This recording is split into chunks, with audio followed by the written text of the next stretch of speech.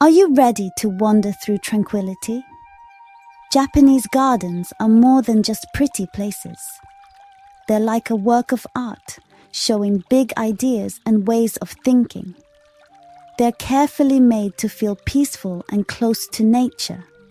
From quiet rock gardens at temples to colorful gardens from the Edo period, each one shows how Japanese people connect with nature. Unlike gardens in the West that are often very symmetrical and organized, Japanese gardens are asymmetrical and natural. They encourage us to slow down, notice the light and shadows, and appreciate the beauty of things that don't last forever. By carefully arranging rocks, water, plants, and other natural things, Japanese gardens create little versions of nature's wonders. Everything has a meaning, inviting us to look deeper and understand the ideas behind these peaceful places. To really understand Japanese gardens, we need to look at the beliefs that shape them. Shinto, Daoism, and Buddhism are three big belief systems in Japan that have influenced these peaceful gardens. Shinto, Japan's original religion, sees nature as sacred, full of spirits called kami. Mountains, rocks, trees, and water are all homes for these spirits and are respected. Daoism is about living with nature's flow. It introduced yin and yang, opposite forces that balance the universe. This is shown in gardens, with contrasting things like water and stone, light and dark. Buddhism, especially Zen Buddhism, has really shaped garden design, especially dry gardens called kare-sansui. Japanese gardens have a long history, showing how Japanese culture and art changed over time. From early gardens to modern ones, each time period has left its mark. The first Japanese gardens appeared during the Asuka period, from the 6th to 7th century, influenced by other Asian designs. These early gardens often had ponds, islands, and bridges, showing the Buddhist idea of paradise. During the Heian period, from 794 to 1185, gardens became fancier, showing court life. The Kamakura and Muromachi periods, from 1185 to 1573, saw Zen Buddhism become popular, which changed gardens a lot. The famous dry gardens, like the one at Ryoanji Temple, started then, focusing on simplicity and quiet thought. The Momoyama period, from 1568 to 1600, saw tea gardens appear for tea ceremonies. The Edo period, from 1615 to 1867, had big stroll gardens, made for leisurely walks with pretty views. Japanese gardens are carefully made with natural things, each chosen and arranged to create a beautiful whole.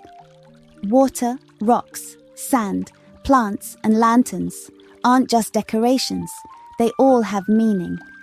Water is super important, showing life, purity, and how time changes. Ponds, streams, waterfalls, and even dry waterfalls made of gravel add movement, sound, and peace. Rocks, chosen for their shape and color, are also important, symbolizing mountains, islands, or animals. Where they're placed is important for balance and harmony. Sand and gravel often represent water, beaches, or clouds. Plants are chosen for how they look, the seasons, and their meanings. Lanterns, first used to light up temples, are now a key part of gardens, adding beauty and guiding visitors. Japanese gardens come in many styles, each with its own look and purpose. From simple dry gardens to big stroll gardens, each one shows a different way of seeing nature. Dry gardens, or kare-sansui, are the simplest. Made of raked gravel and rocks, they're for quiet thinking and meditation. Tea gardens, or roji, are for tea ceremonies. They often have simple things like stone lanterns, bamboo fences, and mossy paths leading to a tea house. Stroll gardens, or kaiyushiki-teien, are for relaxing walks with pretty views. Courtyard gardens, or tsuboniwa, bring nature into homes. Japanese gardens aren't just random, they follow special rules. Making things small, asymmetry, borrowed scenery, and the idea of wabi-sabi are important for understanding their beauty and meaning. Miniaturization makes big nature small.